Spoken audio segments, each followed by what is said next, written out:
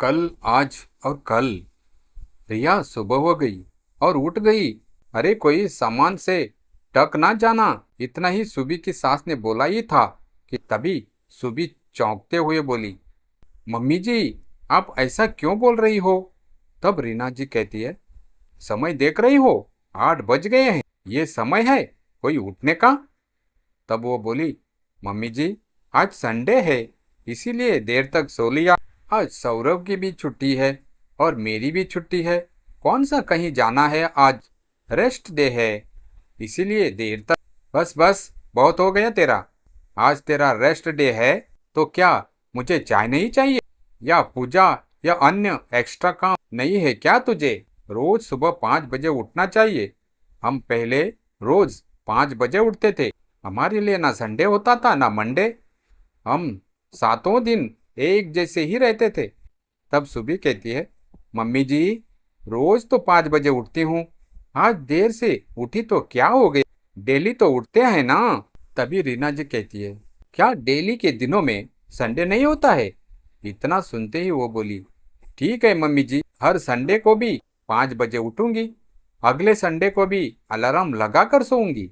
फिर अब वो नहाकर नाश्ता बनाती है तो रीना जी फिर कहती है, अरे सुबी तुमने कैसे कपड़े पहने हैं, कुछ लाज शर्म है कि नहीं, तुम्हारा बस चले तो तुम छोटे छोटे कपड़े में घूमो, ये देखो तुम्हारे कपड़ों के बाजू की आस्तीन की गायब है, एक हम थे जो घूंघट में रखते थे, आजकल के तुम जैसे लोगों से सही से कपड़े भी नहीं पहने जाते। सुबी कहती है, मम्मी जी आजकल ये सब चलता है, वो तो शरीर के फिगर पर निर्भर करता है, आप क्या पहने हैं, क्या अच्छा लग रहा है, मैं तो बस ये मानती हूँ कि दिखने में खराब ना लगे।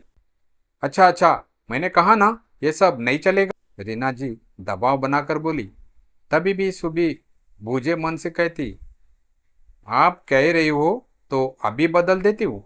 रीना जी अपनी कल वाली सोच को बदल ही नहीं पा रही थी, उनके साथ जो हुआ वही तो बहू से चाहती थी।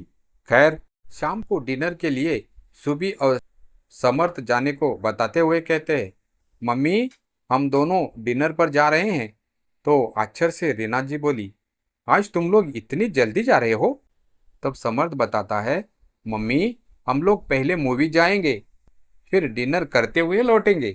बेटा इतना खर्च करने की क्या जरूरत है, घर पर तो खाना बना हुआ है, तो फालतू के खर्चों क्यों बढ़ाना। रीना जी कही जा रही थी, तभी बात काटते हुए समर्थ कहता, मम्मी हम लोग साथ में टाइम स्पेंड करना चाहते हैं, इसमें कोई बड़ी बात नहीं है, बस हम लोग मूड फ्रेश करना चाहते हैं। तो क्या हुआ बेटा, मुझे तो ये सब आजकल के चोचले लगते हैं, पहले हम लोग कहाँ जाया करते थे, घर पर ही साथ रह सकते हैं ना, साथ में ही टाइम स्पेंड भी हुआ ना। मम्मी आप नहीं समझेगी। ये सब सुनकर समर्थ का मूड खराब हो जाता है, वो कहता, चलो फालतू के खर्च बचाते हैं। वो कुछ सोचता है और कुछ प्लान बनाता है। अगले दिन माँ को कहता, मम्मी आज गैस खत्म हो गई है, आप चूल्हे पर खाना बना लेना। सोचो ना सुबह से कहाँ हो पाएगा, उसे ऑफिस भी जाना है। तब वो कहती, बेटा मुझसे भी कहाँ बन पाएगा, आजकल कौन चूल्हे में खाना बनाता है। तब आश्चर्य से देखते हुए समर्थ कहता, मम्मी आपने कितने समय तक चूल्हे पर ही खाना बनाया है, पहले कहाँ गैस थी, अब क्या हो गया आपको। दादी और दादाजी को गर्मा गर्म फुलके खिलाए हैं तो अब क्या हुआ।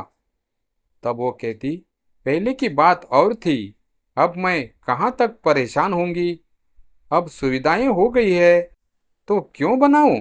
ऐसा करते हूँ इंडक्शन में ही सुबह से कहकर कुछ बनवा लेती हूँ ताकि काम चल जाए। इतना सुनकर वो बोलता, मम्मी क्यों बिजली का बिल बढ़ाना, बचत भी तो करनी है ना, आप समझ रही हो ना, वहाँ पहले कितना कम बिल आता था। तब वो कहती, बेटा वो कल की बात थी, अब मुझसे कहाँ हो पाएगा कि मैं चूल्हे में खाना बना पाऊँ, मुझे इस उम्र में परेशान करेगा क्या, ये सही है। फिर थोड़ी देर में सुबह इंडक्शन से खाना बनाती है। रात को जब सब खाना खा चुके होते हैं तब शुभी चुपचाप बर्तन समेट रही होती है। रीना जी अपने कमरे में जाती है, लेकिन मन में कुछ खटका रह जाता है। रीना जी सोचती है, क्या मैं जरूरत से ज्यादा सख्त हो रही हूँ? क्या सचमुच अब समय बदल गया है और मुझे भी बदलना चाहिए? वो अपने पुराने दिनों की यादों में हो जाती। कैसे उन्होंने चूल्हे पर खाना बनाया, सिर पर घूंघट रखा, परिवार के लिए त्याग किया, मगर तब जमाना और था। वही शुभी सोच रही होती है, मैं मम्मी जी की इज्जत करती हूँ, लेकिन क्या उनकी सोच में मैं फिट नहीं हो सकती? हर बात में टोकना, हर बात में तुलना करना, कब तक? अगली सुबह शुभी रोज की तरह जल्दी उठती है, पूजा करती है, चाय बनाकर रीना जी को देती है। रीना जी चाय पीते हुए सोचती है, शुभी ने तो मेरी हर बात मानी, मेरी आदतों को भी अपनाने की कोशिश की, लेकिन क्या मैं कभी उसके अनुसार चल पाई? थोड़ी देर बाद रीना जी शुभी को बुलाती है और कहती है, शुभी, आज तुम अपने मन से कपड़े पहने ना, मुझे कोई ऐतराज नहीं। और हाँ, अगला संडे जब हो तब देर से उठना, चाहो तो उठ जाना। शुभी आश्चर्य से, मम्मी जी, आप ये सब? रीना जी मुस्कुराकर कहती है, बेटी, मैंने भी तो कभी अपने सास की हर बात नहीं मानी थी, फिर तुमसे क्यों उम्मीद करूं कि तुम हर बात मानो? रिश्तों में प्यार जरूरी होता है, नियंत्रण नहीं। शुभी की आंखें भर आती है। वह चुपचाप जाकर रीना जी के पास बैठ जाती है और उनका हाथ पकड़ लेती है। मम्मी जी, आप जैसा कहेगी मैं वैसा ही करूंगी। बस आप मेरे मन को समझने की कोशिश करती रहिएगा। बस यही तो मैं अब से करने की कोशिश करूंगी। बगल में खड़ा समर्थ यह सब सुनकर मुस्कुरा देता है। समझ और संवाद ही दो पीढ़ियों के बीच की खाई को पाट सकते हैं।